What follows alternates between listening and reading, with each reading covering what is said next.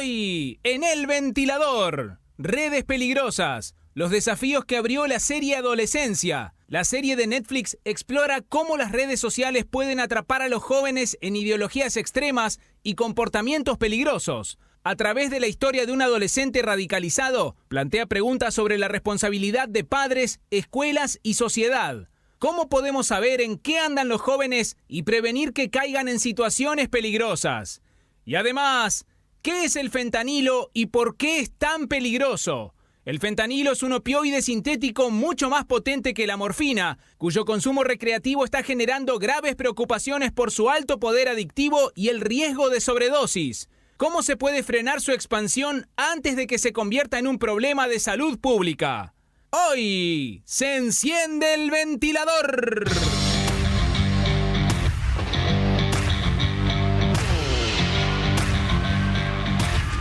Bienvenidos, bienvenidas al Ventilador, una vez más por la pantalla del 11 hasta las 23. Los vamos a estar acompañando en este programa picante, maravilloso que tenemos, con dos temas que son realmente, muy importantes para tratar. Vamos a estar hablando sobre la serie Adolescencia y todo lo que trajo, lo que destapó, para hablar sobre redes, sobre los adolescentes, sobre formas de comunicarse, las paternidades, maternidades, etcétera. Y también vamos a estar hablando sobre el fentanilo, que es una droga nueva, entre comillas, aquí en la Argentina, pero que ya tiene su historia y que está causando realmente estragos.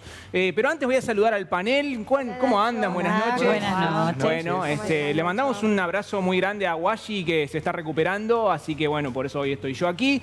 Y voy a saludar también, por supuesto, ya de entrada, para que nos diga a dónde se pueden comunicar, a nuestra locutora Eva Ortiz. ¿Cómo le va, Eva? Buenas noches, Nacho. Buenas noches, chicos. Muy bien, contenta porque mañana podemos descansar algunos. Podemos Mañana no hay descansar porque es feriado. Recuerden que pueden comunicarse con nosotros, mandarnos su opinión al 3435-054-874. Muy bien, bueno, mañana por el Día del Veterano y los Caídos en Malvinas no va a ser feriado nacional, así que nosotros estaremos ahora viendo qué está pasando ahí en la marcha de las antorchas. Vamos a arrancar ya mismo con la ronda de noticias porque los temas de hoy son realmente para conversar un montón, así que esperamos a los oyentes, a los televidentes, mejor dicho, que se comuniquen con nosotros y nos den su opinión. Voy con Flesler. ¿Cómo le va, Flesler? Vamos a hablar sobre la pobreza, Muy los datos noches, de la Dumbo. pobreza. Exactamente, datos de pobreza. Si querés nos contextualizamos primero en tiempo y espacio. Por favor. Son los datos que corresponden al segundo semestre del año pasado, segundo semestre del año 2024. La pobreza e indigencia se mide a través de la encuesta permanente de hogares que se hace en los grandes conglomerados urbanos. Entre Ríos tiene dos, Concordia y el que se denomina Gran Paraná, que además de la capital de la provincia incluye a Colonia Avellaneda, San Benito, Sauce Montrul y Oro Verde. Los dije como haciéndolo en orden, pero distinto. Reacomodó la geografía. Uno de los datos que me parece importante marcar y que fue lo que reflejaron los diarios, las webs, el 11Com, etcétera, es la baja de la pobreza en el plano nacional. Se ubicó en el un poquito más del 38%, 38.1%.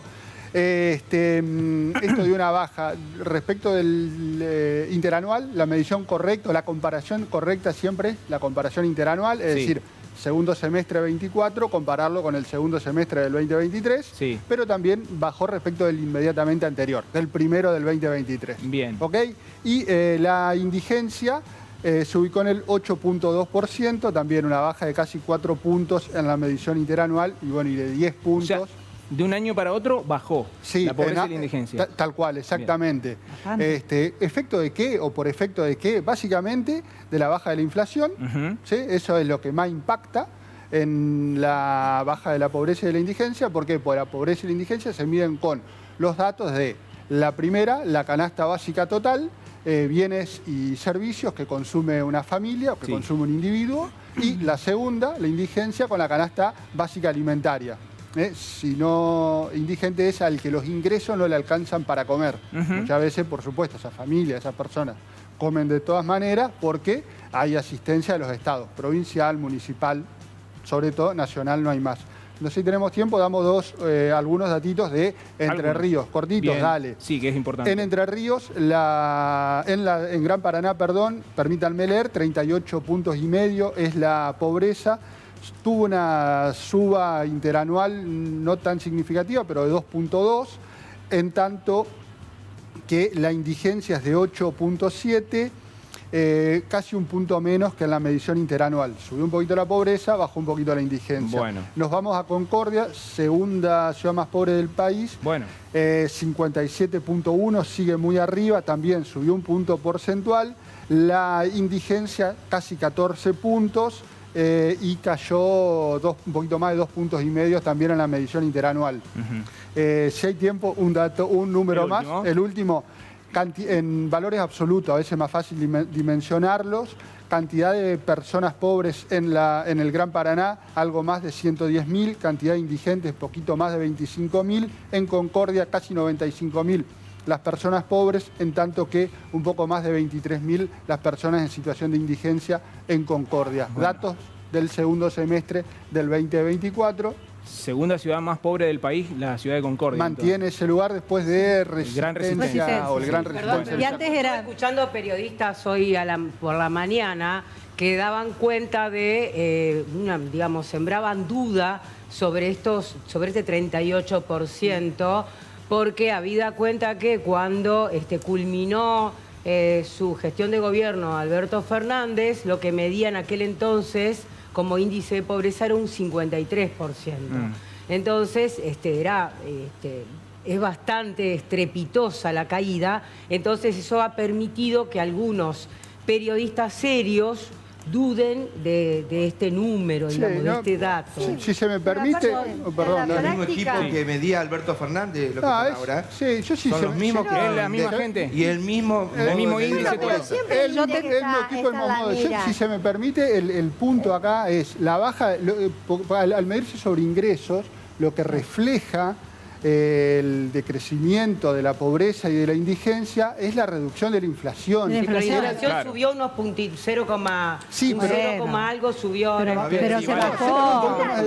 Pero se desacelera. Ese desaceleramiento... Está en 2, y pico. Está en 4, lo acabo de decir. Pero por eso, ahora en este último mes tuvo una suba sensible. Sí, nunca dejó de subir. Estamos hablando del semestre... Sube a menor velocidad. Del anterior. Estoy hablando de la inflación ahora. Sí, tal cual. Yo digo que más allá de los números, ¿no?, que siempre son importantes, en la diaria todos lo vemos en la ciudad, gente revolviendo la basura, cada vez son más, gente que va a los comedores comunitarios, la mayoría de los comedores comentan la cantidad de chicos y ancianos que van a los comedores, cada vez más, y la gente que retira los bolsones, que es como decía en tanto municipio como provincia, porque desde Nación no se da más, también son muchos, muchos más. No entiendo qué quiere decir vos con más allá de los números. ¿Vos cuánto pensás que es 38% de pobres en un país? Eso, más allá de Bueno, ¿cuánto es en millones de personas? Yo creo, permitime. No los escuché, perdón. ¿Cuánto es un 38%? 10 millones de personas, dijo el ¿Cuánto? que salieron de la 10 pobreza. millones de personas. Yo te digo cuánto es. No, pero acá Ana ¿cuántos tiene un dato. millones de pobres hay en Argentina? Vamos con Ana que tiene un dato. millones de pobres. Haya paz.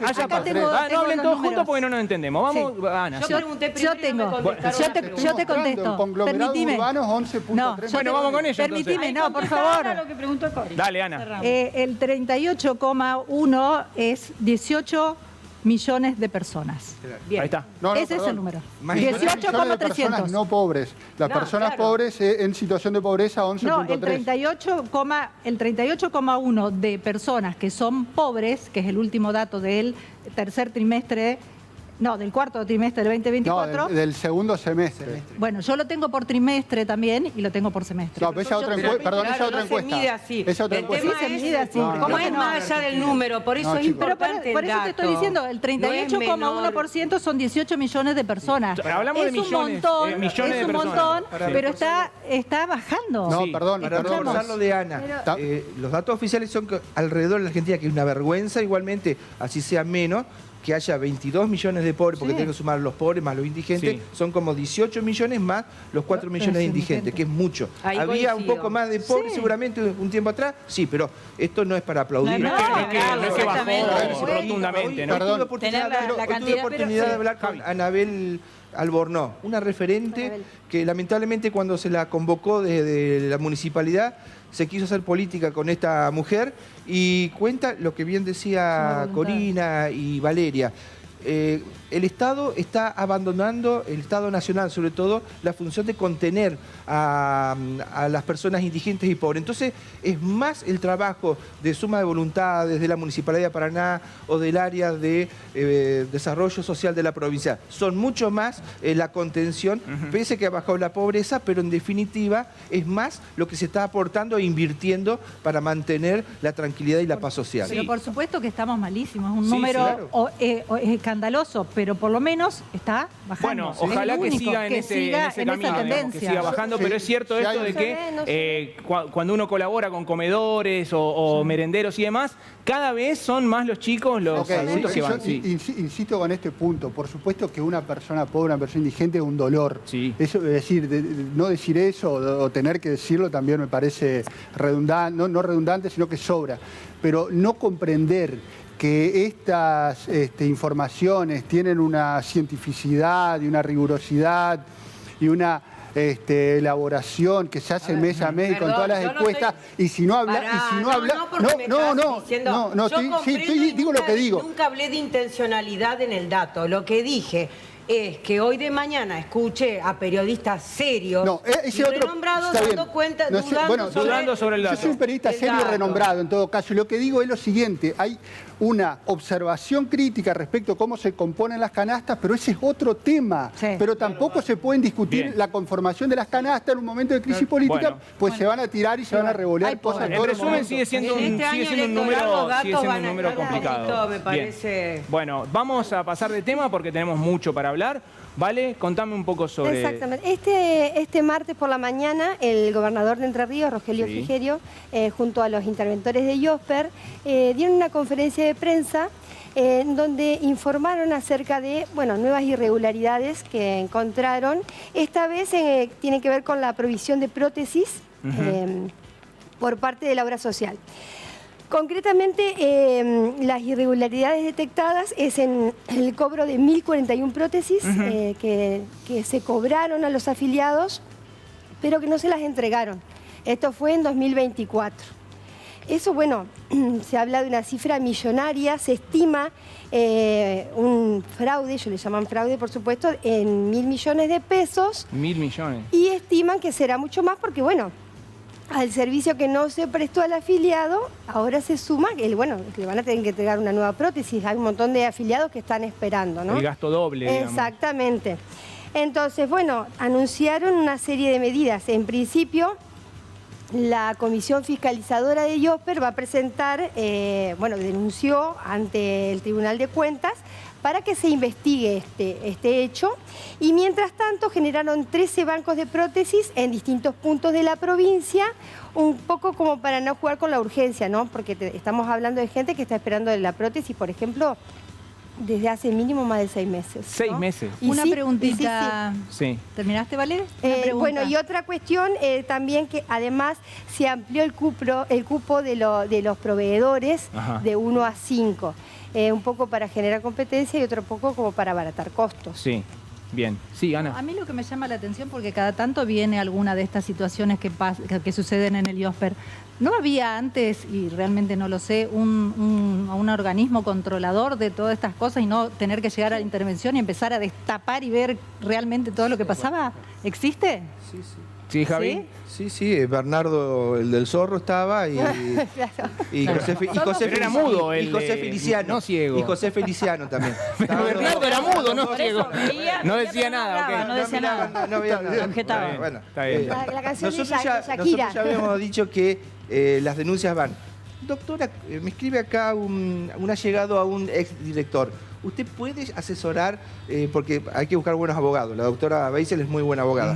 Van por los anteriores directores. ¿Usted tendría problema en asesorar a alguno? Porque saben que lo que decía Valeria va a terminar en una denuncia penal. Así Yo no tengo que ningún se busquen buenos problema. abogados, la recomendación. Yo no tengo ningún problema y creo que hay que controlar también a los que controlan, porque no están funcionando. Y ahí contesto a lo que decías vos. Hay un problema en los estamentos del Estado y con los organismos de control y quién tiene que controlar a esos que controlan que no están funcionando. Es decir, por eso cada tanto se van a empezar a destapar estas ollitas y empezar a ver esas cuevitas que hay adentro del Estado, que también molestan no solamente, por supuesto, a la ciudadanía, sino también a las personas que trabajan adentro del Estado y que lo hacen honestamente. Hay que empezar a destapar las ollitas y yo no tengo ningún problema en asesorar. Contaduría de la provincia, Tribunal de Cuentas, Tesorería, y brillan por su ausencia. Y un fiscal, si una regularidad. 1000 palos, Bueno, lo importante me parece que se llevó adelante una denuncia, o sea, lo dijo el gobernador y que se va. Porque la gente por ahí se queja de que solamente se dice públicamente y no se actúa con la justicia por medio. Y la ley marca, corríjanme, que primero debe pasar por el Tribunal de Cuentas, como no pueden obviar esa parte. Sí, Nahuel. No, simplemente decir que ojalá que todas estas investigaciones, que son muy necesarias, por supuesto, redunden o no se descuide el buen funcionamiento en la actualidad, en el presente, en el hoy, de la obra social más tiene que importante. Tiene que mejorar mucho. Exacto. No es bueno el servicio del IOSPER, tiene que mejorar muchísimo porque sigue habiendo problemas en la diaria que podría estar justificado por la herencia que recibió la intervención, pero es todavía padecimientos muy grandes los que sufren los afiliados. Sí, pero también hay que entender que levantan una piedra y sale un... O sea, bien, por cosas supuesto que no lo son fundamental es que la obra social funcione porque la gente la viene pasando mal hace años. La vez Todos la pasada, pasamos perdón, mal. alguien se puso sensible acá, un funcionario, no me acuerdo quién era, porque, bueno, yo hablé de que hay una necesidad, en la ciudadanía de que haya transparencia. Breve digo esto. Dijo, sí, hay transparencia porque se puede acceder a tales datos, a tales otros y no sé qué. Yo en realidad, en muchas ocasiones me he topado, digamos, con puertas cerradas y demás cuando he tenido que averiguar info para casos del estudio, por ejemplo. Es decir, no es tan fácil acceder a la información, no es tan sencilla la aplicación de este principio de transparencia pública, así que está bueno que la gente empiece también a hacer conocer estas cuestiones y nosotros podamos darle publicidad para que se empiecen a destapar más ollitas. Como Allí dije. estaremos entonces. Bueno, vamos a... Es muy picante esto, hay para hablar un montón, pero también tenemos al streaming de El 11 Radio Stream, que lo tenemos a Teo y a Sol, que vamos a saludarlos. ¿Cómo andan, Teo? ¿Cómo anda, Sol? ¿Cómo andan? ¿Están por ahí? Estamos por acá. Hola, hola. Escuchando atentamente. Escuchando atentamente, bueno, muy bien. ¿Qué tal los trata este preferiado? Hermoso, estábamos diciendo que hay una re linda energía. Siempre hay linda energía, pero hoy está muy para arriba. ¿Lo están diciendo en serio o están...? Porque acá... Se siente, sí. Acá se siente en el stream. De verdad. ¿Vieron la serie de adolescencia? La vimos, sí. Y bueno, ¿y qué tienen para decir al respecto? 1.000.000 de cosas, en realidad siento que es un tema recontrasensible. Sí. Pero bueno, dentro de las opiniones que se han formado a partir de este concepto del incel, nada, también creo que lo que estaba bueno para poner sobre la mesa es la forma en que se educa a los varones. Sí. Más allá de, como que se tomó mucho el adolescente como un total y demás, y creo que va más por ese lado porque en realidad las mujeres también son rechazadas, agredidas y demás, y no terminan en estas consecuencias en una generalidad. Y bueno, dentro de las cosas que fui leyendo, en Twitter, por ejemplo, hablaban mucho de esto, como qué es lo que se está enseñando a los hombres, a los niños y a los adolescentes. Sí, está bastante delineado en la serie, ¿no? El tema de los incel, del celibato involuntario, ¿no? Sí, para exacto. empezar a desglosar algunos términos. Teo, vos que la viste, ¿cómo te pegó? Sí, también la vi la serie, me pareció que está muy buena, muy bien, muy buena serie. Y bueno, también es así como dice Sol también el tema de que pasa mucho en los pibes, digamos, y también cuando hemos tocado otros temas así similares, como lo han sido, por ejemplo, la ludopatía, muchas cosas más, se da generalmente más en los pibes esto. Los varones. Y esto por ahí creo que sí, suele pasar también por, bueno, las redes sociales, que son, digamos, grandes influyentes de esto. Los algoritmos, ¿no? Que es como que te van haciendo como un mundo, ¿viste? Que es todo así, el algoritmo, lo que yo consumo, lo que yo veo. Y bueno, eso también perjudica mucho. Los algoritmos es como que... segmentan la información. Ahora, ¿no? Pero antes existían foros, por ejemplo, como Taringa, que los más viejitos se acordarán, los que hemos estado en Taringa, que era como mucho ahí la manósfera o la machósfera, ¿no? Andrósfera, son distintos términos para hablar sobre esta esfera de los varones relacionándose entre sí, ¿no? Sí, tal cual. Bueno, esperemos que hablen mucho sobre este tema. Nosotros vamos a estar tratándolo en el próximo bloque, así que gracias por este contacto y bueno, síganos por YouTube. Bueno, dale, a ustedes, mucha éxitos suerte, en el programa de hoy. Hasta luego. Bueno, ellos son Teo y Solde, el 11 por Radio Stream, porque pueden ver El Ventilador aquí por la pantalla de Canal 11 o por YouTube, o también pueden ver cómo estos muchachos hablan sobre lo que nosotros hablamos, muchacho y muchacha, ¿no? Así que, muy bien. Yo me quedo siempre con unas ganas de escuchar Ah. qué estarán diciendo. Sí, yo a veces porque vuelvo, ¿viste? Me meto son en tan YouTube. ocurrentes y tan espontáneos y tienen, Sí. no sé, una una variada frescura. gama Lo de interesante cosas de- para plantear que... Lo interesante de la serie es que este debate es mundial. Sí. Lo que estamos hablando nosotros, se está hablando ayer con el primer ministro de Inglaterra, en Australia. Eso es lo que tocó la fibra más íntima de toda la sociedad. Sí. Entonces, hablar ya directamente, me parece a mí que hay que esperar, escuchar las especialistas, como en un Sí. ratito vamos a hablar, que ya hay víctimas y victimarios. Yo no sé si están así el tema.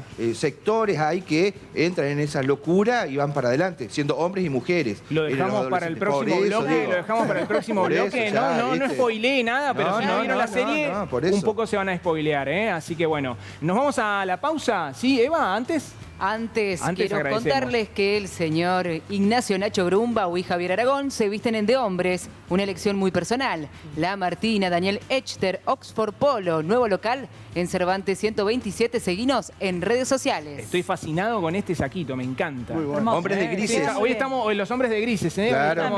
Estamos colega. Y aparte el calzado, ¿eh? No, estamos las con llantas, estamos todos de gris. Las llantas son de... Vetter, el calzado para toda la familia está en Vetter. Busca el local más cercano a tu domicilio, abrí tu cuenta personal con tu recibo de sueldo. Y para comprar desde cualquier punto del país, visita el sitio web www.vetterstore.com. Muy bien, bueno, qué lindas, ¿eh? Están muy chetas, muy lindas. Bueno, fachero, bueno, muchas gracias, los camarógrafos me adulan, Bueno, nos vamos a la pausa, repetimos las vías de comunicación antes, así la gente puede empezar a mandar sus mensajes. 3435-054-874. El ventilador está encendido hasta las 23:30 horas aquí en la pantalla del 11. Quédense que hay mucho para hablar.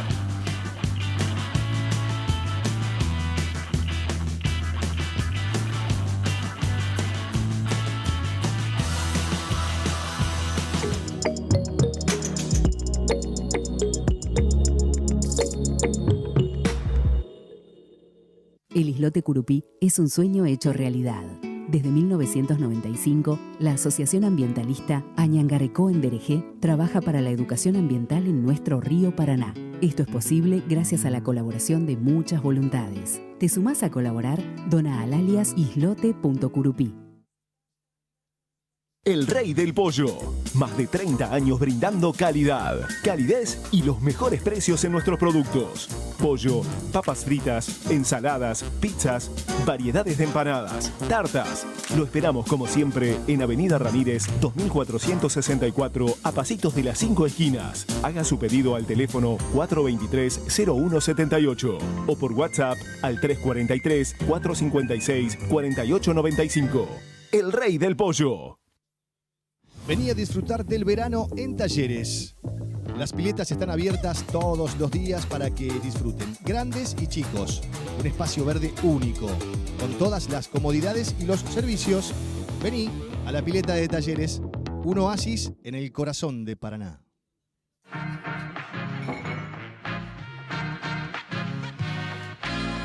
¿Te quedaste sin agua segura? Llegó el servicio Takeaway de Agua Nuestra. Reemplaza tu bidón vacío de 12 o 20 litros en los puntos de venta más cercanos. Takeaway de Agua Nuestra. El agua segura, siempre a tu alcance. Bazar Tiago, artículos para el hogar, regalería, limpieza y mucho más. Los Jacarandáes 23 en Oro Verde, todos los días, 3 cuotas sin interés. Te esperamos. Pilar Sordo llega con su conferencia Exponencialmente Consciente. Viernes 4 de abril a las 21 horas en el CPC de Paraná. Las entradas en www.ticketek.com.ar o en The Music Store.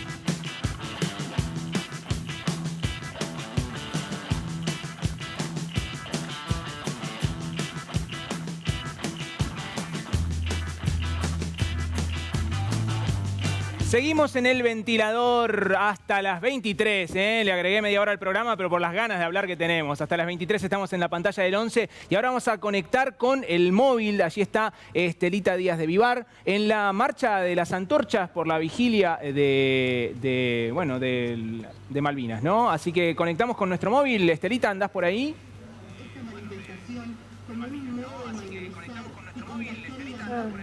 Es así, Ignacio, un gusto saludarte en esta emotiva jornada, en estas vísperas, ¿no?, del 2 de abril, en esta nueva edición de la Marcha de las Antorchas y en la salida anterior, Ignacio, si nos permitís, estuvimos evocando la figura de Luis Sacha Almeida. ¿Quién fue Luis Sacha Almeida? El hacedor de todas estas ediciones.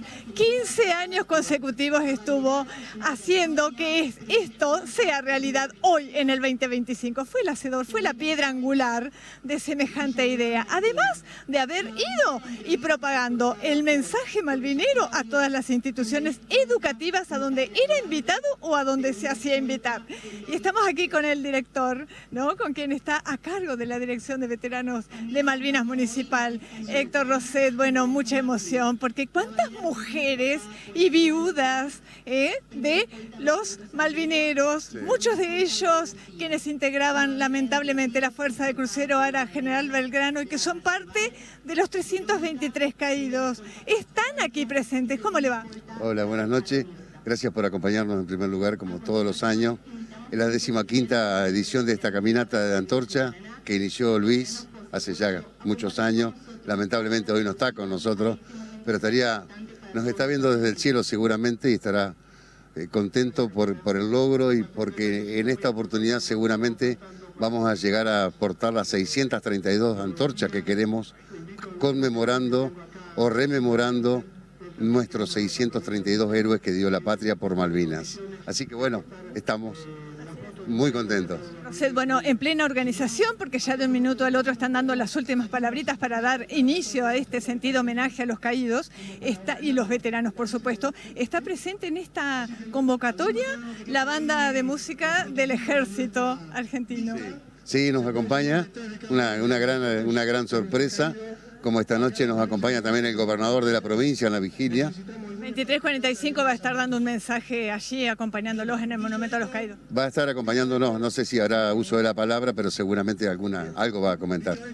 Bueno, muchas entidades educativas también aquí presentes, como la Escuela Guido Mariza de Jóvenes y Adultos, la Escuela General San Martín, ubicada en la Escuela Babio. Cuánto sentimiento patriótico, cuántas nuevas generaciones que saben lo que pasó y que quieren seguir manteniendo vivo el mensaje de Malvinas no olvidar. Sí, para nosotros es fundamental que ocurran estas cosas. Creemos que forma parte de nuestra gran responsabilidad hacer ver que esta llama de Malvinas no se extinga, que con estas marchas, con esta caminata, también rememoramos toda esa epopeya que significó Malvinas para lo que tuvimos el honor de estar y de volver. Muchísimas gracias. Héctor Roset, a cargo de la Dirección de Veteranos de Malvinas. Bueno, ¿cómo le va, señora? Encantadísima. Hola, buenas noches. Bueno, coméntenos, ¿quién fue Jorge Bayud? Jorge Bayud era mi papá, era cabo principal maquinista y falleció el 2 de mayo en el crucero Belgrano. ¿Y eso hace que usted hoy esté aquí presente con la familia? Sí, por supuesto, acompañando al resto de los hijos, a toda la familia malvinera, a los excombatientes. Un lindo momento para compartir y para rendir homenaje a nuestros héroes. Muchas gracias. No, gracias a ustedes. Muy bien. ¿Qué tal? Buenas noches. ¿A quién? Sí, ella ya habló, muchas gracias. ¿A quién tenés aquí? Tenemos a Lima Antonio y Jorge Humberto. Yo soy hija de veterana del José Humberto Cuello y en este momento estoy compartiendo, llevando a estos caídos para tenerlos presentes, caídos entrerrianos, que en este momento nos va a acompañar. Y aquí está el mismísimo Guido Mariza. Señora, ¿cómo le va? Buenas noches. Poniéndolo en la lente, bueno, lleva el nombre de la Escuela de Jóvenes y Adultos. Sí, lo llevamos, lo acompañamos acá en la caminata. Soy esposa de veterano de Malvinas, así que bueno, es un honor llevarlo, un honor. Muchas gracias. Por favor. Bueno, muchos niños que están portando. A ver, señora, si quiere mostrar y compartir. ¿Quién fue Francisco Luna? ¿Cómo le va? Buenas noches. Buenas noches. Acá llevamos a todos los caídos. Yo soy hija de veterano de guerra y bueno, estos son los caídos entrerrianos. Así que la idea es que ellos llevarlos presentes en esta marcha recordatoria. ¿Qué siente estar hoy usted aquí? mucha emoción.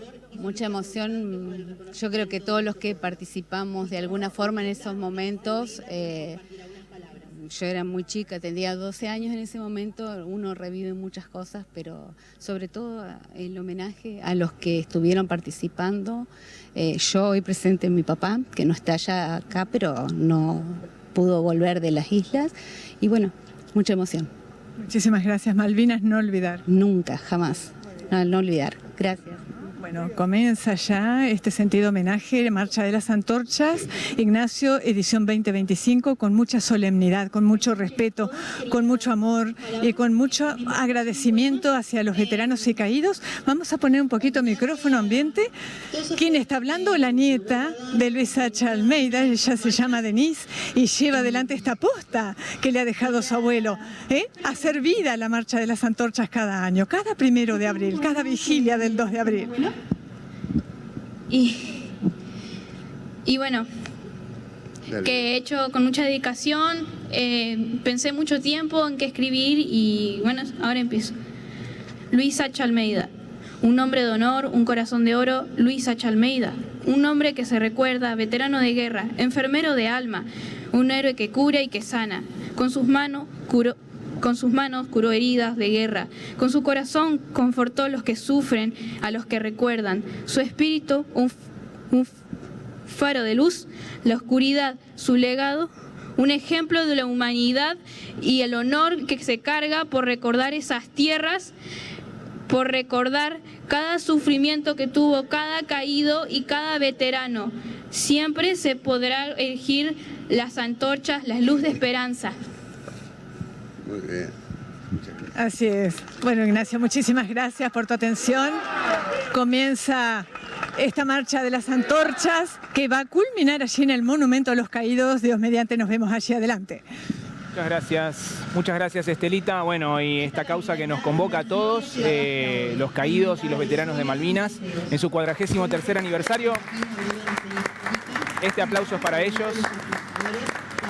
Y bueno, está comenzando esta marcha entonces que se ve que va a ser multitudinaria. Bueno, gracias Estelita entonces, y nosotros seguimos aquí. Sí, esto arrancó ya está comenzando la peregrinación que va a culminar en el monumento, en el parque, ¿no? Bueno, continuamos aquí en el ventilador. Entonces, esto era un poco de lo que está pasando, el 11 como siempre, en las calles, mostrando todo lo que pasa. Y nosotros ahora vamos a hablar sobre la serie Adolescencia, la serie de Netflix, que está dando que hablar, y aquí también va a dar que hablar. Nosotros vamos a presentar un breve informe que nos va a poner un poco a tono de qué vamos a estar hablando, de qué trata la serie, y bueno, después recibimos a nuestra invitada. ¿Vemos el informe?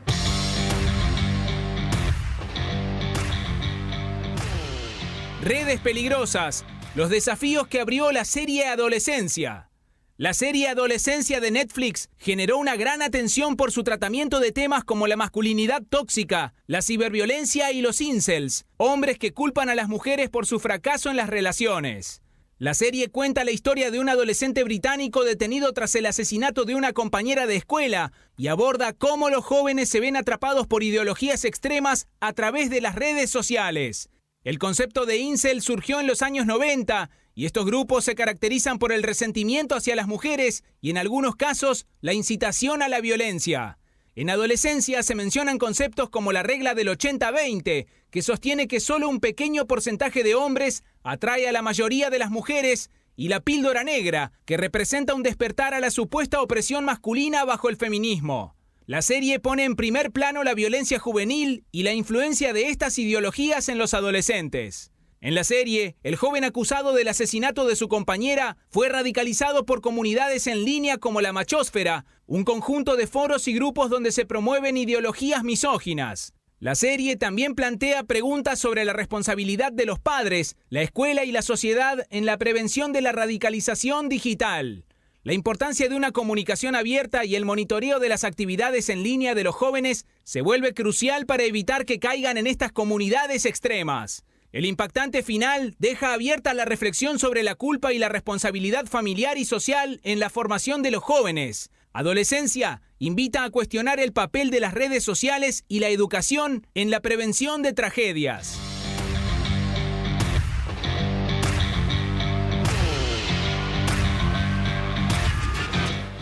Recibimos a nuestra invitada Marisa Massa con un fuerte aplauso. Ella es profesora y va a estar hablando con nosotros sobre, bueno, esta serie. ¿Tuviste la oportunidad de ver Adolescencia? Sí. Bueno, primero buenas noches, gracias por la invitación. Y sí, tuve la oportunidad de verla.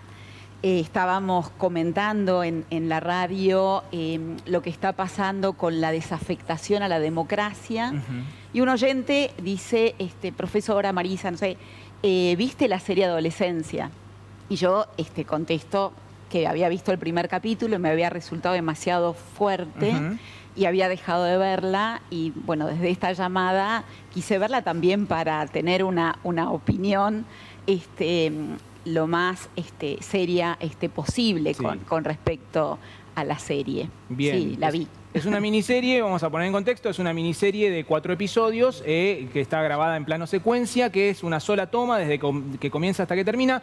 Un poco eso también está como para meterse en la historia, ¿no? Y como no pestañear prácticamente. Y son episodios de 1 hora, ¿no? Así que, bueno, está en Netflix para todo aquel que no la haya visto. Bueno, ¿y qué te dejó a vos? A mí me parece importante también a esto que vos decís, Ignacio, de la serie que está en Netflix, que son 4 capítulos, también decir que es una serie británica que nos muestra la cultura británica, pero también, como decía Javier cuando no estábamos al aire, él decía que está teniendo repercusiones en todo el mundo. Sí.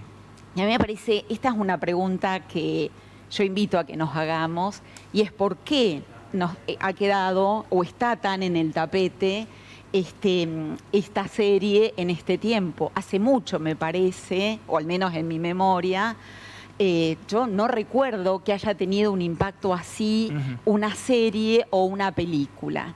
Entonces, me parece que es un buen tiempo para tomar esta serie y preguntarnos, más que preguntarnos, abrir determinadas preguntas, ¿no? Porque, si uno ve la serie en los 4 capítulos, pareciera que cada capítulo tiene un hilo, donde en cada capítulo se van interrogando, se van cuestionando instituciones que debemos de cuidar a los adolescentes, ¿no? Pareciera que en el primer capítulo la interrogación es sobre todo a las fuerzas de seguridad. En el segundo capítulo me parece a mí que hay una fuerte interrogación a la escuela, y al cuidado que debe hacer la escuela. Me parece que en el tercer capítulo se bordea de manera muy interesante el rol de los profesionales que tienen que acompañar. Y los contextos de encierro también, ¿no? Que tienen que acompañar exactamente a sujetos o adolescentes que están acusados o que tienen que hacer una defensa. Y me parece que en el cuarto capítulo hay una fuerte interdicción a la vida familiar, a los lazos familiares, ¿no? Me parece, esto es lo que familiar veo. Y social agregaría, ¿no? Familiar y la sociedad, ¿no? Sí, familiar y social, pero los vecinos, sí, todo lo que pasa en los contextos actuales, ese pequeño escrache que produce tanto malestar y tanta violencia a la familia. Sí, tenés razón, social. Lo llevaba más por el lado de la familia. Porque a mí sin duda se centra en eso, ¿no? A mí me parece que también la serie puede invitarnos a reflexionar sobre el lugar de las plataformas digitales en nuestras vidas, en nuestro singular, ¿no? En nuestra vida personal, en nuestra vida comunitaria y también en la vida de los adolescentes, ¿no? Uno escucha mucho, yo ya no tengo hijos adolescentes, pero uno escucha mucho a padres que dicen, bueno, estuvo todo el fin de semana en casa, está en el cuarto, y bueno, y está con el celular o está con la plataforma digital que sea, y uno dice, en realidad está en un mundo que nosotros no estamos conociendo o al que no estamos accediendo. Y esto me parece que hay que ponerlo sobre el tapete.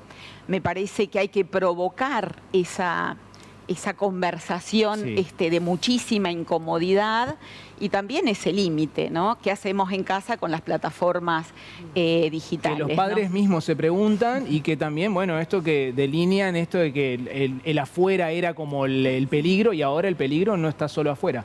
Voy a abrir el panel. Yo veo que todos están levantando la mano ahí, pero yo voy a abrir el panel, no sin antes pedirle a Eva que repita el teléfono para que la gente opine. ¿Sí? Y de paso tengo un mensaje que nos llegó al 3435-054-874 que dice, de la serie, rescaté que más allá que en la casa se haga todo bien, no todo depende de la educación y valores que da la familia.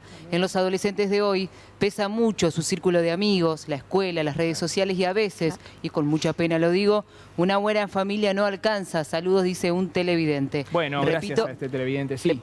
No, digo, qué interesante lo que dice Sí. el televidente. Digo, me gustaría, si es posible en este momento, hacer dos reflexiones.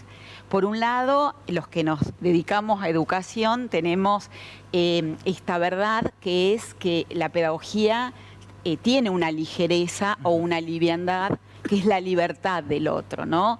Uno agota las instancias de educación, pero el otro desde su libertad es el que elige hacer o no hacer lo que le hemos enseñado o lo que le hemos tratado de transmitir. Me parece que esto que dice el televidente es muy importante.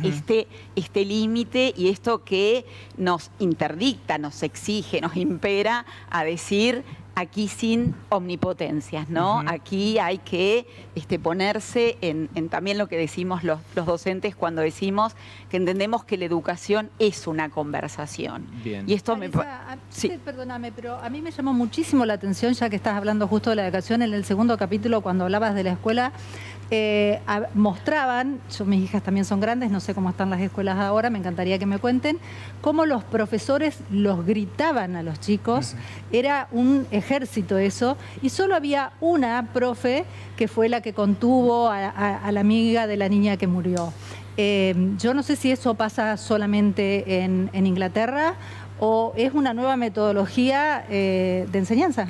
Bueno, voy a responder con una vulgaridad, pero digo, habemos de todo en la viña del Señor. Digo, en las escuelas, vos que sos docente también. Pero acá el porcentaje era impresionante. Digo, es muy impresionante el maltrato a los chicos a través de los gritos. Inclusive, digo, cuando la profesora que está llevando a la policía trata de excusarse, cuando ve la incomodidad que produce, que veas que le están gritando a los chicos, inclusive el detective tenía a su hijo ahí, ¿no? Digo, ella dice, perdón, estamos todos alterados, todos los profesores están alterados. Y uno dice, y sí, yo si en una de las escuelas que trabajo ocurre esto, digo, todos nos alteramos con una cuestión así porque nos alteramos con problemáticas muchísimo menores, ¿no? Más pequeñitas, quiero decir. Con semejante problema se entiende la alteración de los docentes, pero también se necesita el lugar del adulto, ¿no? Digo, Mucho video, mostraban como que eso era la enseñanza ahora. Sí, es muy interesante el segundo capítulo en el lugar de la escuela, de una escuela que no es la nuestra, de la escuela que no es... Profesora, una consulta. Dígame. No sé si usted sugeriría por su paso por el Consejo de Educación lo que está debatiéndose ahora en Inglaterra con el primer ministro que ayer se reunió con los referentes de la serie, si esto este material se debería ver en las escuelas y analizarlo y ver esto que está sucediendo en Inglaterra, si se puede traspolar a Argentina, Entre Ríos la segunda consulta es si se podría hacer algún tipo de filtrado, de limitación en el uso de la tecnología, como hay en Australia, nos enteramos en algunas notas periodísticas, porque acá es la libertad total de que un gurí de 11, 7 años, 13, 15, ingresa directamente a cómo construir una bomba, a pornografía o tomar estas posturas realmente peligrosas. Bueno, qué difícil. La primera pregunta... me parece que uno no puede dar una respuesta masiva. Creo mucho en las autonomías institucionales y entiendo que cada rector con su equipo, asesor pedagógico, verán si en esta escuela es conveniente ver esta serie por lo que en esta escuela podemos llegar a descifrar y ver y poner en cuestión. No sé, en las escuelas en que yo trabajo yo creo que no invitaría a los adolescentes a verla. No. Sí invitaría a los padres a verla. Importante, ¿no? Muy importante. Tengo a Cori, Digo, tengo a Nahuel, tengo a Vale, tengo a... ¿Y el tema de las redes sociales? Y falta la segunda pregunta, Javier. Si poner filtro, control, algo, para que no sea tan libre que un chico de 6, 7 años puede mirar todo esto. Bueno, a ver, nosotros estamos viendo cómo las plataformas digitales inclusive están influyendo en nuestras prácticas democráticas. Entonces digo, a mí me parece... y vemos un niñito de 2 años cuando estás comiendo que los papás le dan el celular. Digo, aquí debiera de poder haber alguna intervención porque ese niñito está accediendo a una fuente de información que uno tendría que pensar en lo que pasa en esa cabecita. Infinita, ¿no? Está toda la información. Y por otro lado, lo que sí creo, no sé cómo se podría hacer eso, ese control, sí creo en los colegios en los que yo trabajo hemos decidido desde el año pasado prohibir el uso, en uno desde el año pasado, en otro desde este año, prohibir el uso del celular en la escuela secundaria. Es decir, los estudiantes pueden llevar el celular en su mochila, pero no lo pueden sacar en la escuela, ni siquiera en los recreos. ¿No? Y si sacan el celular es porque el profesor les ha indicado vamos a buscar tal información. Y si lo sacan fuera de la órbita de la indicación del profesor, los padres tienen que venir a retirar el celular. ¿Eso es una decisión de cada institución?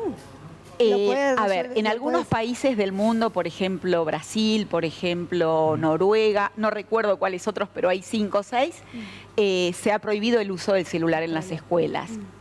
En nuestra provincia queda en la autonomía de las instituciones escolares. Yo quiero saber la opinión de los panelistas, que me cuenten cómo les pegó a ustedes con respecto la a serie. eso, en mi caso, un gusto saludarte. Gracias, además de ser docente, soy mamá de 2 adolescentes y ver la serie fue muy choqueante y obviamente me interpeló en un montón de cuestiones.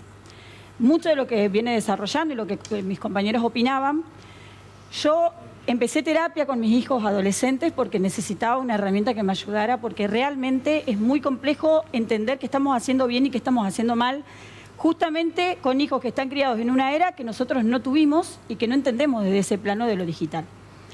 Fue también muy complejo entender que a mí también me interpela la tecnología, que nosotros también como padres estamos insertos en un mundo hoy que nos da un montón de herramientas de información y que te dice no, tenés que hablar, no tenés que poner el límite de tal manera porque puede perjudicarlo, porque le puede generar trastornos. Y entonces uno también está mareado en esa vorágine de información que da la cuestión digital. Cuando me fui a sentar con mi terapeuta le digo, yo vengo porque no importa lo que haga, siento que le erro igual como mamá. Y es muy difícil que nosotros en nuestra confusión, me parece a mí, podamos ser unos referentes claves y claros para nuestros hijos.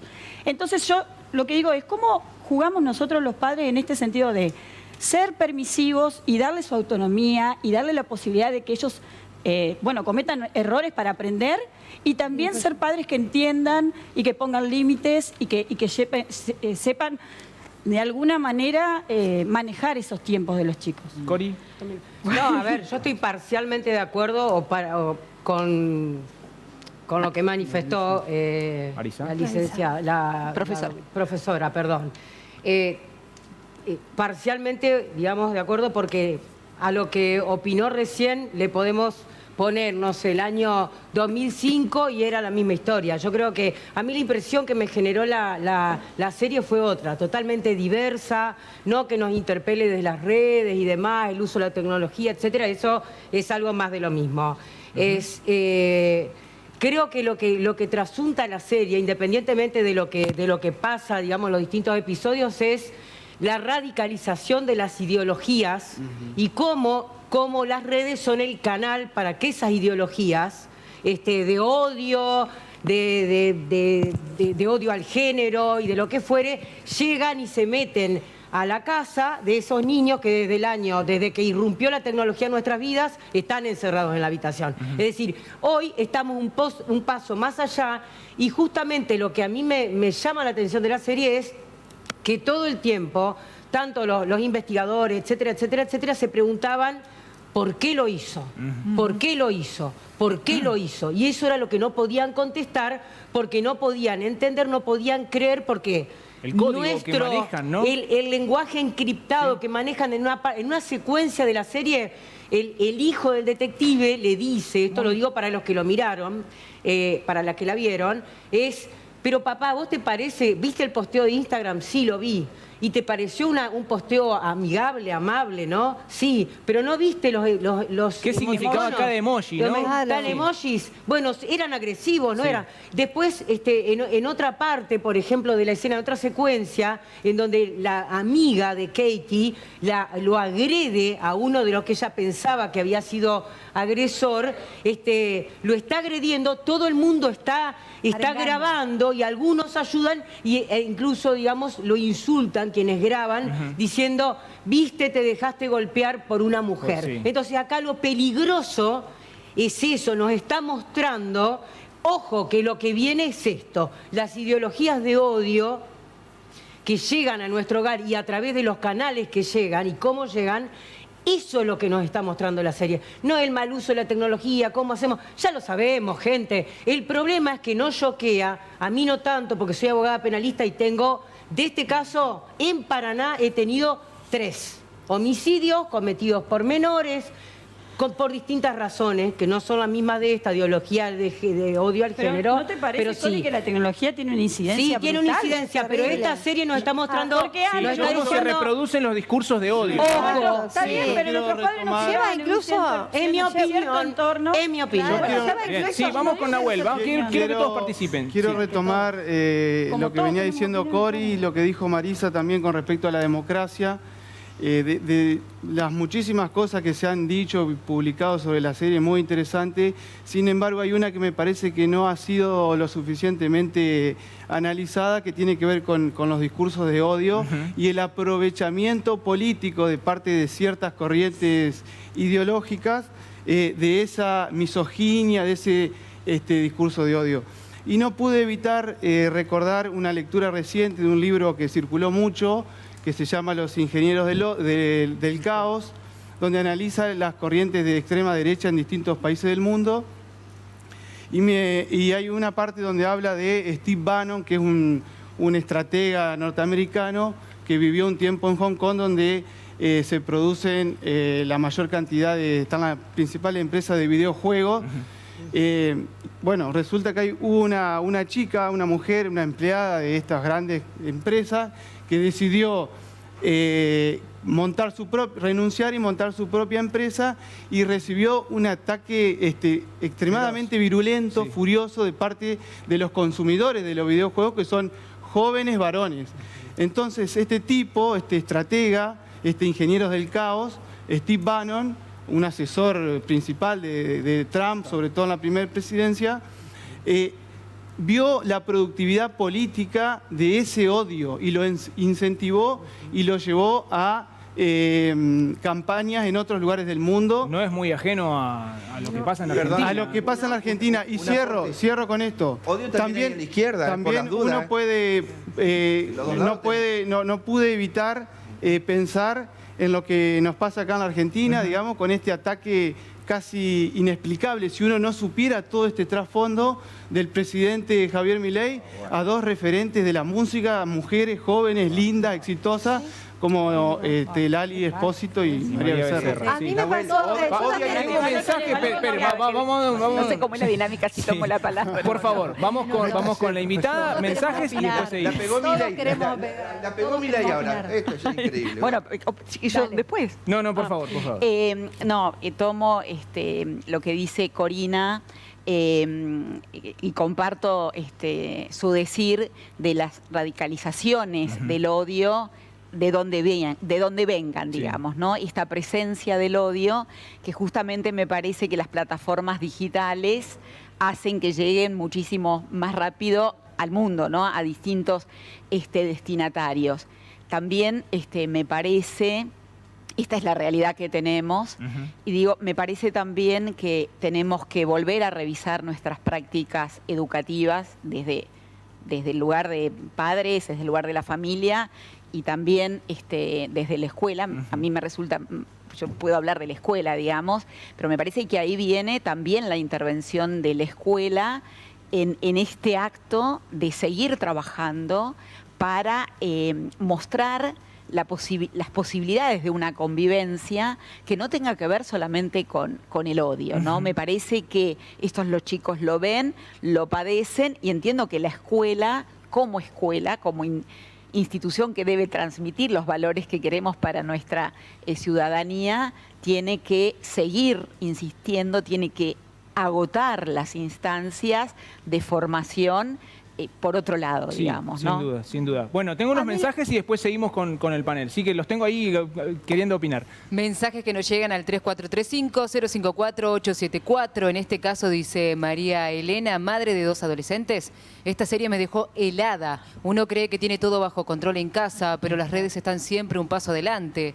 ¿Cómo vamos a proteger a nuestros hijos si no sabemos lo que van a ver? Es urgente que los padres nos actualicemos y que en las escuelas se hable más de estos temas. Atención a este mensaje por parte de Lucas, que dice: yo vi la serie con mis amigos. Muchos piensan que exagera, pero la verdad es que sí hay chicos que se meten en cosas raras por grupos online, a veces por sentirse solos o no tener con quién hablar. Creo que nos deberían escuchar más, no solo vigilarnos. Y por último, dice, me impactó ver cómo se muestra la radicalización como algo progresivo y casi invisible. Trabajo con adolescentes y veo cómo las redes moldean sus ideas sin que ellos se den cuenta. Padres, educadores y plataformas digitales deben asumir su parte de responsabilidad, dice Patricia, que es maestra orientadora. Sí, sin duda. Voy con los que no hablaron todavía y después vuelvo para acá. ¿Sí? Solo 2 o 3 oraciones muy breves. La primera, que desde luego que interpela muchísimo más, o deben tener mucho más cosas que decir los que son padres, no lo soy, así que también en ese sentido va la mayor parte de la escucha. Pega de otro lado, ¿no? Pega de otro lado, lo veo desde otro lado, sin dudas, digamos, aunque la vivencia supongo que es distinta. Por otro lado, respecto de las discusiones de las redes sociales y los distintos modos de vincularse virtualmente, las redes sociales son también la sociedad, pero no porque se me ocurra a mí, sino porque forman parte de la sociedad y forman parte de las relaciones que se dan en sí propia. Y lo último que aporto, en parte en función de lo que decía Cori y Nahuel, me parece sobre todo aquello que sucede en las redes sociales, después lo vamos a ver radicalizado en la calle, sea de algunas cuestiones que tienen que ver con episodios de violencia política y este tipo de violencia también. Citaba esta frase que era de Mariana Moyano, que también era una estudiosa de estos temas. Lo que sucede en las redes muchas veces después lo hemos radicalizado en otros ámbitos, en la calle o en la escuela. En la vida 1.0. O en tal, exactamente. Yo tengo, uno de mis hijos tiene 13, igual que el protagonista, y el otro 11. Así que no lo vimos con ellos, los vimos con el papá. Y la primera reacción es querer quitarles el celular y la computadora y apagar todo y sacarlos de la habitación, porque en realidad no es que no lo sabemos. En realidad sabemos que ellos están en un mundo desconocido. Pero de pronto es como que te lo pasan frente a los ojos tan claro que, es más, decíamos, bueno, le sacamos todo y tampoco es la solución, ¿no? Claro. Y estaba pensando en lo que decía el chico que escribió La soledad, escuchar un poco a los adolescentes cuando se sienten solos, porque, bueno, ¿qué estamos haciendo los adultos? ¿Por qué se sienten solos? Tal vez nosotros también estamos muy metidos en el celular, en nuestras preocupaciones, en el día a día. Y bueno, la soledad es mala consejera. Bien. Me parece. Sí, con respecto a perdón, con respecto a esto que trae Valeria, que uno ve la serie y dice y quiere cerrar todos los celulares. Bueno, la verdad que esto es imposible, ¿no? Porque los chicos son parte de una sociedad y una forma de comunicación es el celular. Yo, en línea de lo que vos decís, Valeria, me preguntaba, sobre todo cuando me invitaron a venir al programa, por qué esta serie ha tenido tanto eco, y digo, en todo el mundo, ¿no? Y yo creo que en realidad me parece que nos deja al desnudo, nos saca el velo de lo que puede pasar con un adolescente, con cualquier adolescente, ¿no? Digo, pareciera, no sé si vos, Javier, lo decías, que esto puede pasar en cualquier familia. Yo no sé qué les pasó a ustedes, pero yo me pasé toda la serie a partir del tercer capítulo diciendo qué pasó en esta familia. Claro. Y en realidad la familia es como cualquier familia de las nuestras, digamos, sí, ¿no? Con sus inconvenientes, con salir a trabajar, con volver, con no saber cómo seguir el camino de crianza de los chicos. De pensar, ¿no?, que uno lo está haciendo bien y a lo mejor no es, sí, lo que necesitan los niños. Ahí estaba buscando, ¿no? A mí me parece muy interesante, sin espolear, en un diálogo que tienen una mamá y un papá, que la mamá dice, estaría bien que pensáramos que pudimos hacer más. Uf, eso me destrozó a mí. Eso fue, sí, eso fue tremendo. Terrible. Sí. Yo lo que quería comentar esto, que somos todos distintos observadores de una misma realidad, ¿no? Y cada uno vio de la serie lo que le impacta. Yo estoy de acuerdo porque todos vimos lo que todos vieron. Lo que a mí me impactó básicamente fue la parte, te diría, falta de comunicación, y que sí interpela, porque lo mismo que vos estás diciendo, los padres trabajan mucho, llegan cansados a la casa, pero como decía Vale también recién, uno ve que está su hijo encerrado ahí. También sabe que puede decirle vamos a hacer algo, insistir, te va a decir que no, pero yo creo, a mí lo que me interpeló mucho, tengo hijas grandes y primero pensé, por suerte, no me toca esta época, porque es muy difícil. Los compadezco a todos los que están. Sí, buscar ayuda me parece maravilloso. Y yo creo que básicamente es la comunicación. La comunicación entre padres e hijos. Aunque sé que hay adolescentes que por ahí no quieren hablar, que se encierran, invitarlos. Se veía el caso de la otra, de la hermanita, ¿no? Que cómo los acompañaba a los padres. No es cuestión de culpas acá. Yo creo que no va por la culpa. Va simplemente por hacerse cargo de que está pasando algo que no está bueno y cómo lo vamos a solucionar. Yo creo que un hobby, encontrarle al chico algo para sacarlo de las redes, es una buena manera. Sí, yo quería consultarle 3 puntitos para los padres. Muy cortito, porque tengo muchos mensajes. 3 tips simplemente que se podría... Es como que se transforma todo, o sea, rompen los protocolos y empezar de nuevo. ¿Qué le sugeriría a usted a los padres? Sí, breve, cortito. Ay, qué difícil. A mí, lo digo más como educadora, ¿no? Como docente de las escuelas. Porque no hay receta. Hasta ahora hay recetas nuevas. Ese es el punto, ¿no? Primero, que no hay recetas. Y segundo, lo que decía antes, que siempre está la libertad del sujeto que educamos, que uno tiene que ser en esto, también ser consciente de esto. Hay una pedagoga que se llama Silvia Duchaski, que dice que los docentes pasamos de la omnipotencia a la impotencia, y uno lo ve todos los días en la escuela, sí. Esto que llega a la escuela y dice, hoy voy a enseñar, y de repente dice, ay, ¿qué puedo enseñar? ¿No? Como Y ella dice que tenemos que trabajar para crear una tercera posición, que es la invención. Y a mí me parece que esto es lo que tenemos que tratar de buscar y de crear, ¿no? Hay nuevas culturas, hay una cultura que es absolutamente novedosa, hay una adolescencia que nada tiene que ver con la de hace 5 años atrás, no es hace 5 años atrás, y me parece, sí, en la línea de lo que dice Ana, de lo que dice Valeria, la conversación, ¿no? Siempre este acto de poder charlar. A mí me parece muy interesante de uno de los personajes de la serie, que a partir de lo que ve, lo que pasa con este asesinato, trata de acercarse al hijo, lo difícil que le resulta, porque también convengamos que es muchísimo más sencillo dejarlo con el celular o con y es muy complejo, porque los chicos también a ver, la adolescencia siempre fue compleja. El detective no sabía... No tengo más tiempo para debatir, perdón, pero lo seguimos el jueves que viene, perdón, yo sé que todos quieren hablar, pero la gente se está expresando en las vías de comunicación. Al 3435-054-874 dice este siguiente mensaje. Buenas noches. Considero que prohibir el uso del celular en las escuelas no es lo adecuado, sino acordar con los equipos de gestión y profesores a incorporar el uso del celular y enseñar el uso adecuado de consumo de plataformas digitales y consumo de información y aprendizaje aprendizaje, construir estrategias y acuerdos con las familias, lo que sería de gran aporte para la educación.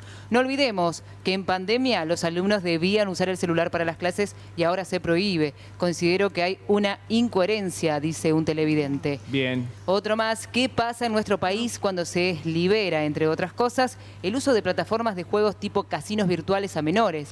Eso no es un fomento del Estado hacia el dejar hacer, dice Sergio, de aquí de la ciudad de Paraná. Y por último, los consumos culturales están cambiando el mundo, un mundo sin límites. Desde que Elon Musk liberó los contenidos que podían compartirse en X, luego Facebook, Instagram y demás redes liberaron contenidos. Aquí hay líderes de las empresas tecnos que determinan los modos en que circulan los contenidos. Hasta hace un tiempo, los contenidos xenófobos, machistas y racistas eran limitados por las redes. Hoy no. En nombre de la pseudo-libertad, los empresarios tecno dan vía libre para que los demonios salgan de los sótanos. Bueno, muy interesante. La verdad, le agradecemos a nuestra invitada. Es un tema que vamos a seguir tratando aquí en el programa, seguramente en la próxima emisión del jueves.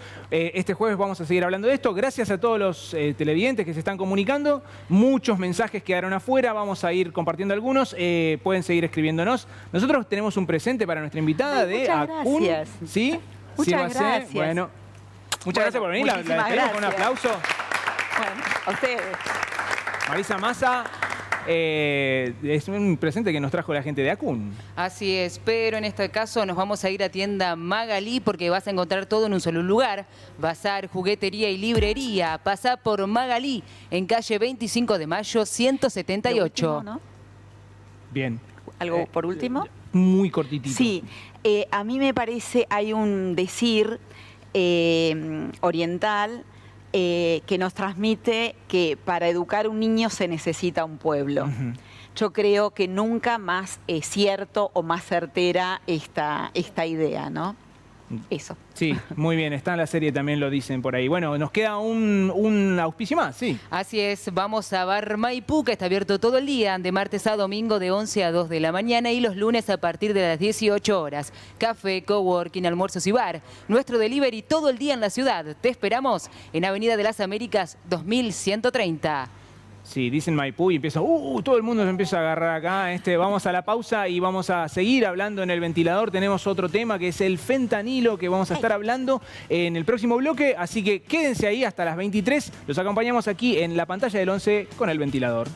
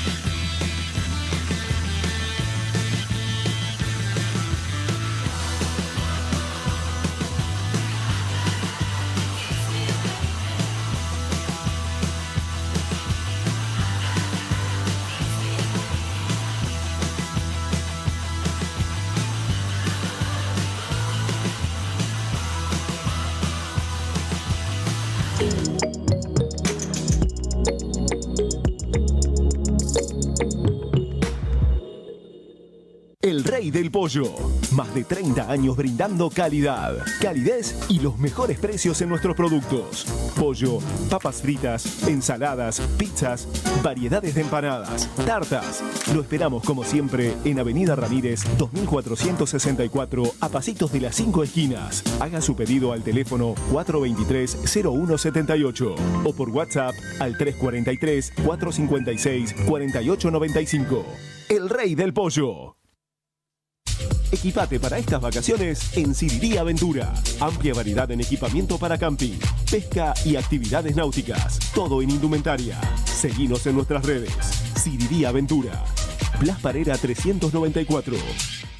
¿Qué esperás para asociarte a Robin? Ahora es el momento. Con 8 cuotas adelantadas te bonificamos 4 y disfrutás todo el año. Búscanos en las redes o comunicate al 343-510-9294. Paraná Robin Club, un gran club con una pequeña cuota. Entre Ríos avanza y con ella crece la demanda energética. Enersa desarrolla nuevas obras que conectan barrios, industrias y comercios.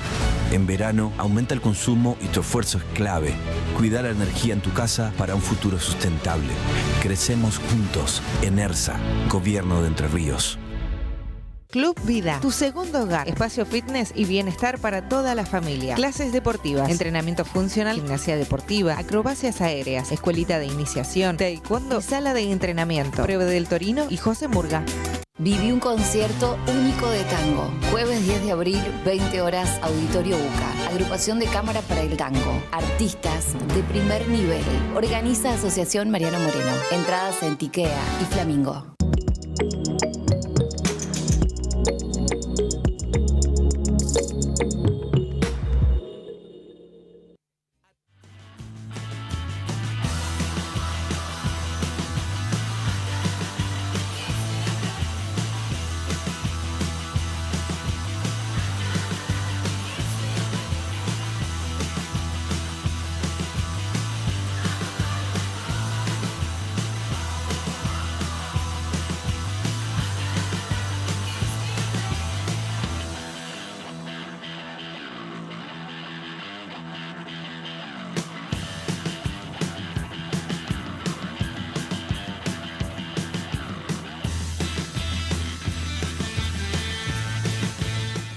El ventilador sigue encendido hasta las 23, estamos un ratito más, vamos a estar hablando y el panel está que arde porque realmente son muy interesantes los temas. Hablábamos de la serie Adolescencia y ahora llega el momento de hablar del fentanilo, la droga zombie, como le dicen, que está llegando, ya está en la Argentina y que tenemos un informe que habla al respecto.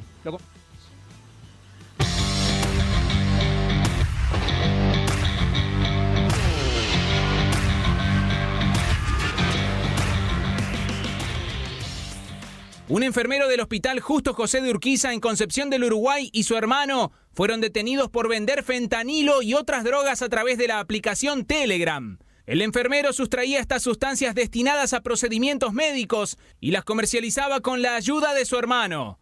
Durante los operativos se secuestraron 60 ampollas de fentanilo que se vendían por un valor promedio de 35.000 pesos. El fentanilo, un opioide sintético 100 veces más potente que la morfina, se utiliza en medicina para tratar dolores severos, pero cuando se consume de forma recreativa puede ser mortal. En Argentina, su creciente circulación está generando gran preocupación debido a su altísimo poder adictivo y los riesgos de sobredosis que pueden ocurrir con dosis muy pequeñas. Además, cuando se mezcla con otras sustancias como la cocaína o la heroína, el riesgo aumenta significativamente. Las autoridades de salud están tomando medidas para controlar su venta, pero expertos temen que el fentanilo pueda convertirse en un grave problema de salud pública en el país, tal como ya sucede en Estados Unidos.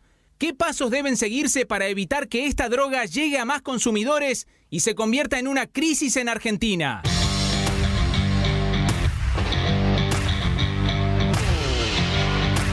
Recibimos con un aplauso a nuestra invitada Margarita Cermelli Rever, médica psiquiatra, médica forense y presidenta de la Asociación de Médicos Psiquiatras de Entre Ríos y miembro de la Comisión Directiva de la Asociación de Psiquiatras de la Argentina. Bienvenida, Margarita, ¿cómo estás? Buenas noches, ¿cómo les va? Muchas gracias por invitarme. Bueno, gracias por venir. Bueno, el fentanilo es una droga que es nueva para nosotros, pero que en realidad está hace un montón de tiempo. En Estados Unidos se ve mucho, que es muy barata. Y realmente hace un daño increíble, ¿no? En la Argentina es relativamente nueva, más que nada empezó a surgir, no sé si recuerdan, en el 2021 que hubo varios casos de 24 muertes y de varias internaciones por intoxicación de cocaína que estaba cortada con un metabolito del fentanilo, que es el carfentanilo. Y a partir de ahí y otras incautaciones que hubo con allanamientos encontrando fentanilo y derivados, es que empezó la alerta, el SAT alerta fentanilo en la Argentina. Pero previamente a esto, el fentanilo ya viene con historia en Estados Unidos y menor historia en Europa, especialmente en España. Sí. Tiene que ver más que nada por una cuestión del uso que se le da al fentanilo. En Estados Unidos... Tiene un uso legal, ¿no? Tiene uso bajo receta. Bajo receta médica. Exactamente. Sí. Por eso es que es fácil el acceso. Bien. Al contrario de lo que sucede, por ejemplo, en España, que no están tan preocupados por ahora por el fentanilo porque tiene reglas muy estrictas con respecto al uso y está muy reglamentado la forma de despedirlo. Y al contrario de lo que pasa en la Argentina, que no se vende bajo receta. Tiene un uso solamente hospitalario o sanatorial. Sí, para dolores muy fuertes, para como una especie de analgésico, ¿no? Básicamente el uso es anestésico y en casos de dolores crónicos muy intensos, sobre todo en los estados terminales de cáncer. El dato es que es 100 veces más potente que la morfina y 50 veces más potente que la heroína. Exactamente. Así? O sea, te destruye. Justamente por eso el fentanilo es una amenaza y en realidad es una preocupación para la salud pública por estos riesgos que tiene. Además, porque no solamente el consumo solamente de fentanilo, sino por esto de lo que hacen es en el mercado, cortan la cocaína o también metanfetaminas o también el éxtasis, lo cortan con fentanilo. Entonces, ¿es más adictivo? Es más adictivo, es más potente y es más barato. Y entonces no saben la cantidad. Ahí es donde es el riesgo de lo que pasa con el fentanilo, a diferencia de otras drogas. ¿Por qué? Porque a lo mejor con un consumo eventual podés tener mayor riesgo de muerte. Sí, exactamente. Con un consumo eventual es más... Con un consumo eventual podés tener riesgo de muerte. ¿Y qué es lo que pasa? Con consumidores que a lo mejor toman cocaína o éxtasis o alguna otra droga que puede estar cortada con el fentanilo que no lo saben, claro. Y es lo que produce la intoxicación, la sobredosis y las muertes son porque hay depresión respiratoria. La pregunta es fea, no puede parecer fea, es fea, pero si alguien decide consumir o lo que sea fentanilo, la expectativa que es muy cortita entonces Y ahí están los famosos zombies, como decían previamente en el informe que estaban pasando. Exactamente. Lo estamos viendo en algunas imágenes, que es la gente como doblada, como, digamos, no sé, en un estado totalmente ida, ¿no? Totalmente ido. Lo que pasa es que el fentanilo, la característica que tiene, por eso es tan adictivo, porque produce tolerancia, que es esto de se requiere cada vez más dosis para conseguir el mismo efecto. Dependencia es lo que lleva a la adicción y como son drogas rápidas, el efecto también de esa felicidad extrema es mucho más rápido, porque lo que hace el fentanilo es actúa sobre receptores opioides que tenemos en distintas áreas del cerebro, en las conductas y en las emociones. Bien. ¿Está circulando tenés noción de que esté circulando el fentanilo, de que se consiga, digamos? ¿Es fácil acceder a eso?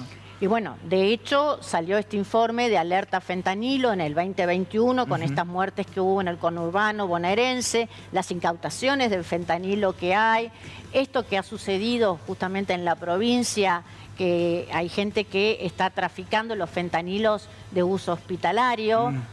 Claro, es de casos recientes, ¿no? Exactamente. Bueno, Javier, ¿Cómo se llega con la campaña de prevención, ¿cómo se llega con la campaña de prevención, por ejemplo, en Entre Ríos, las localidades muy pequeñas? Nosotros estamos en Paraná, hay otras localidades grandísimas, Concepción del Uruguay, si se quiere, pero ¿qué pasa con, qué sé yo, Bobril, La Paz? Se me ocurre esos lugares donde, por mi profesión, yo soy abogada penalista, estoy sumamente preocupada por el crecimiento de este tipo de sustancias en la distribución, digamos. ¿Cómo se llega a esos lugares en la prevención? Bueno, en estos casos no solamente nos tenemos que focalizar en el fentanilo, como tampoco focalizarnos en la droga. En realidad nosotros tenemos que estar pensando en las drogas. Claro. Porque si nosotros nos focalizamos solamente en el fentanilo como la droga, sería un modelo de decir, bueno, guerra contra la droga, se acaba la droga, se terminan las adicciones, listo, ya está el problema. Y ese en realidad no es el problema. No. Nosotros, de hecho, siempre estamos tratando acá en el programa. La idea es que la gente conozca qué es el fentanilo, que esto que lo que estás comentando acá, que lo sepan, digamos, que se sepa. Y obviamente que todo tipo de sustancia psicotrópica, psicoactiva, está, digamos, debemos luchar para combatirla para que no se consuma. Hay algunas que son legales también, ¿no? Tenemos drogas legales. Justamente, tenemos drogas legales, drogas ilegales, como también tenemos conductas impulsivas que también llevan a un consumo problemático de las adicciones. Sí. Dentro de las drogas legales tenemos las que más se consumen y las que mayor moro y mortalidad tienen en el mundo, y estamos hablando del alcohol. El alcohol, el tabaco. El alcohol, el tabaco, los medicamentos recetados, las famosas benzodiazepinas que están hiperprescriptas por mis colegas que no son psiquiatras. Claro. No sé si puedo dar nombres comerciales, pero bueno, tenemos la benzodiazepinas, el alprazolam, por poco me sale el nombre comercial, bromazepam, clonazepam, bueno. Todos los Cepan están totalmente.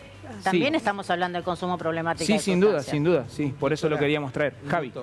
Usted es forense también, además. Bueno, estuve consultando en la Justicia Federal, que es la que tiene que intervenir con este tema de Concepción de Uruguay, y el primer caso en Entre Ríos que ellos tienen registrado, igual que la Policía Federal o la Dirección del Tóxico. Por eso es importante lo que usted está diciendo para que se sepa cómo actuar. Y sobre todo por lo de Villaguay, que hace un par de días atrás murieron 4 personas y todavía hoy están investigando, afortunadamente.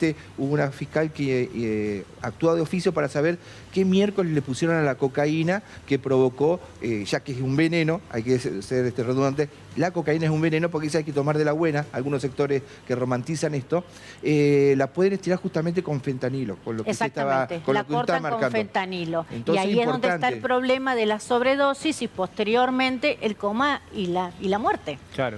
Por eso es una droga tan peligrosa. Bueno, yo primero la verdad que creo que es un tema aparte de tratar esto de que vos hablabas de las prescripciones que hacen algunos psiquiatras, psicólogos, no sé quién las prescriben, porque la verdad que uno habla y cada vez más personas vos escuchás que están tomando pastillas para dormir. Es, por lo menos en el círculo donde yo me muevo, es muchísimo.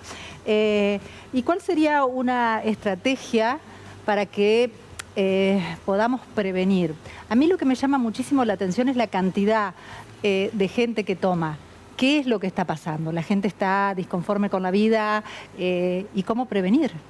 Bueno, cuando hablamos del consumo de sustancias o no sustancias, porque hay consumos que también son problemáticos sin una droga de por medio, que tiene que ver con las nuevas tecnologías, tiene que ver con la compra compulsiva, los alimentos y demás. Pero en realidad, cuando hablamos de prevención, hay que pensar en un abordaje integral, interdisciplinario, intersectorial y de políticas de Estado. Porque esto es una cuestión que en realidad hay que trabajarlo desde nación, provincias, municipios, escuelas, instituciones y familia. Es una problemática que abarca no solo a la persona y la droga, sino que tiene que ver, atraviesa todo su ser y atraviesa el contexto en el que está. En el contexto donde está inserto, en la sociedad, en la escuela. Sí, por supuesto, los la droga que trae familias. El tema es que una vez que está instalada, la ley de salud mental no funciona. Es decir, hay algunos aspectos que deben ser mejorados porque hoy por hoy no está teniendo, esta es mi opinión, un rendimiento funcional aceptable para atender determinadas problemáticas en las cuales las personas con problemas de consumo entran por una puerta giratoria y salen de los distintos hospitales públicos con un dictamen de presenta buena evolución, está compensado, vaya a su casa, y resulta que yo tengo 2 personas este año con suicidio por esas situaciones. Egrese, vaya a su casa que está muy bien, se los pone un suerito, se los estabiliza y se los manda al domicilio. ¿Por qué? Porque la ley de salud mental dice que la internación involuntaria no puede durar tanto tiempo y que la persona con padecimiento de salud mental se puede recuperar mejor en su casa. Y en su casa resulta que ya se llevó puesto a la abuela, al abuelo y a todo el mundo, que es imposible tener una persona que ya está brotada y que está totalmente tomada por las adicciones. Eso es lo que opino. Bien. Si no, no vamos a mejorar nunca. Sí, en realidad es una cuestión que nosotros en la Argentina tenemos una ley que es el Plan de Abordaje Integral de Problemáticas de Consumo, en el cual se adhirió la provincia de Entre Ríos, y además tenemos la Ley de Salud Mental. justamente estas dos leyes lo que hacen es, se pretende y se hace un abordaje que es integral, que es interdisciplinario y con una perspectiva de derechos. Bien, el espíritu de la ley en realidad está bien tomado porque lo que hace es, durante muchos años ha habido situaciones con respecto a lo que es la salud mental que, bueno, no han sido bajo una perspectiva de derechos.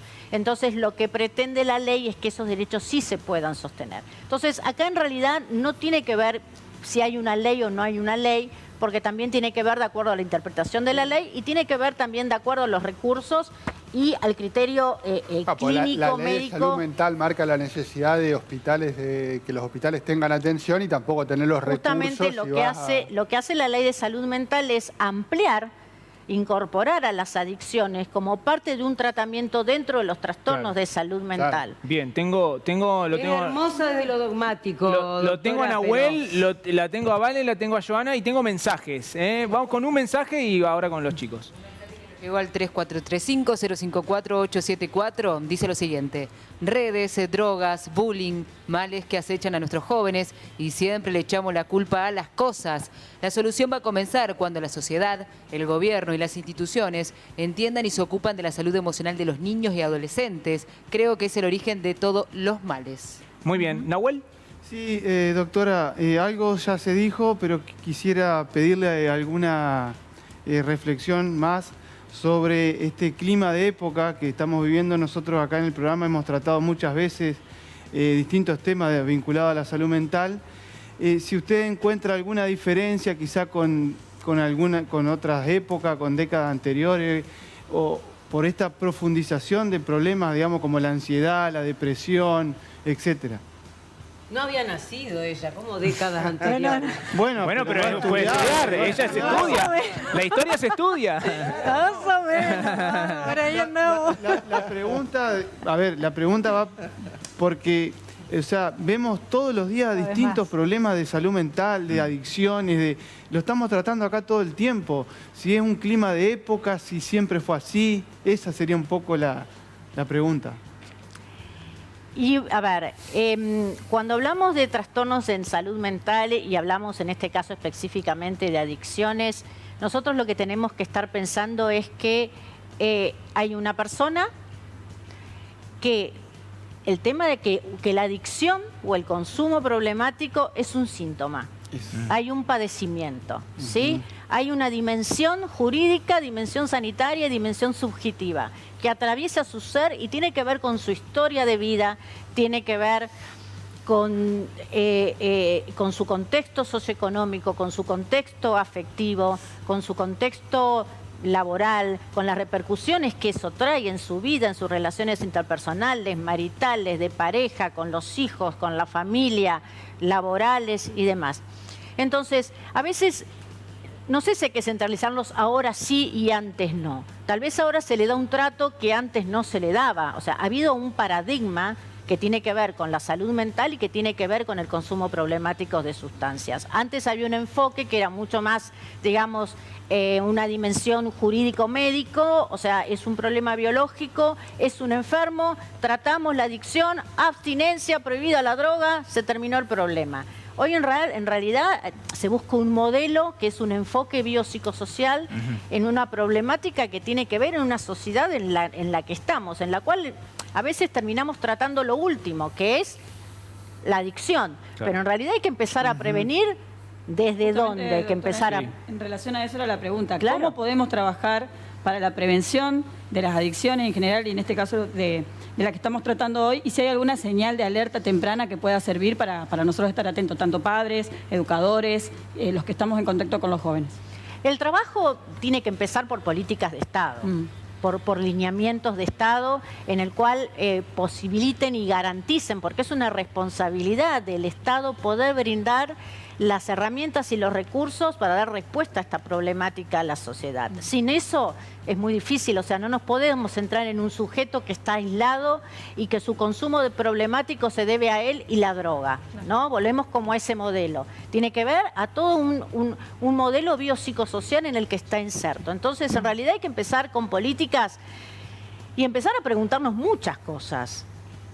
¿no? A ver, vuelvo no solamente a la droga, empezar a preguntarnos muchas cosas. A ver, ¿qué sucede? ¿Cuál es su historia de vida? ¿Cuál es su situación social, afectiva, de vivienda? Y algo que hay que tener muy en cuenta son los factores estresantes ambientales, que lo que hacen, lo que se ha investigado ahora, que lo que hacen es perpetuar, ¿sí?, el consumo problemático. Y, a ver, la prevención también tiene que ver con esto, aplicar políticas de Estado que realmente puedan de alguna manera detectar tips, detectar indicios para que esa persona de alguna manera no recaiga. Igualmente es muy complejo, tiene, como dije, muchas dimensiones, sobre todo la dimensión subjetiva, porque para cada persona que consume drogas tiene que ver con una cuestión singular, ¿no? Con lo que ha atravesado en su vida, y esto también va variando de acuerdo. A veces el consumo está relacionado a una cosa y el día de mañana ese consumo está relacionado a otra cosa, o sea, es dinámico. Bien. Vale, la última. Sí, estaba leyendo que en Estados Unidos, por ejemplo, el 75% de las muertes por sobredosis ya es por fentanilo. Y en realidad Estados Unidos no hace muchísimos años que ingresó. Digamos, no hace... Acá este caso sería el segundo, el primero fue el año pasado en diciembre, y esta vez ya fue en un hospital y lo comercializaba un enfermero. Yo quería consultarte, ¿dónde se produce actualmente el fentanilo? ¿Y qué pensás que puede pasar a futuro, digamos, si esta droga ya ingresó y se puede consumir rápidamente, en poco tiempo? ¿Cómo crees que va a prosperar lamentablemente esto?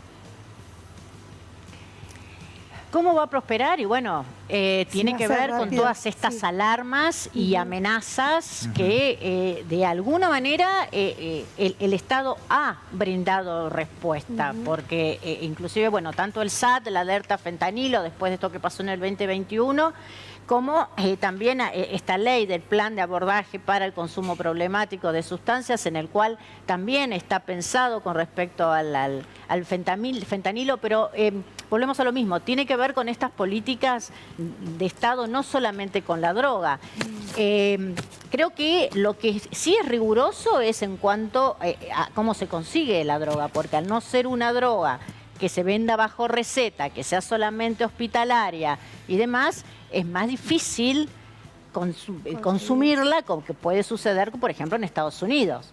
Bien, bueno, muchísimas gracias. La tenemos que despedir a nuestra invitada, Margarita Cermelli Rever. El aplauso, por favor. Con un presente de la gente de ACUN. Para vos, muchas gracias por haber venido. La gente de ACUN que nos apoya. En ACUN Paraná hacemos que tus presentes sean únicos, regalos personalizados, regalos empresariales e institucionales, box para días especiales, cumpleaños, nacimientos, egresados, aniversarios, boda o bienvenida. Visita nuestra página @acun.paraná o comunicate al 343-512-5072. Y después del programa, aquí saboreamos las cosas que nos manda la gente de Nogaró. De lunes a domingo, el restaurante y pizzería Nogaró te esperan en su tradicional esquina de Avenida Ramírez y Nogoyá. Abierto de 11:30 a 15:30 y de 17 horas hasta la medianoche. Picadas, pizzas, milanesas y hamburguesas. Nogaró, pedidos al 431-1270. Con muchas ganas de seguir hablando y de seguir opinando sobre estos temas que seguiremos tratando, sobre todo lo de adolescencia, el jueves de esta semana. Cuando regresemos con el ventilador, nos despedimos hasta el jueves justamente a las 21:30, aquí por la pantalla del 11. Quédense con la mejor programación. Gracias.